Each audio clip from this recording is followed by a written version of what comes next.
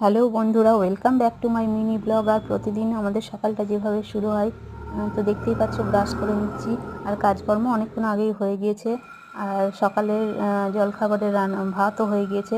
তারপরে আমি চা খেতে বসলাম। আর মৌমি এখনও ঘুম থেকে ওঠেনি, আজকে ওর স্কুল আছে। তো তার জন্যই দেখো রেডিও হয়ে গিয়েছি স্কুলে যাওয়ার জন্য। আর আজকে অন্য দিনের থেকে গরমটা মনে হচ্ছে একটু বেশি পড়েছে, আর রোদটাও বেশি।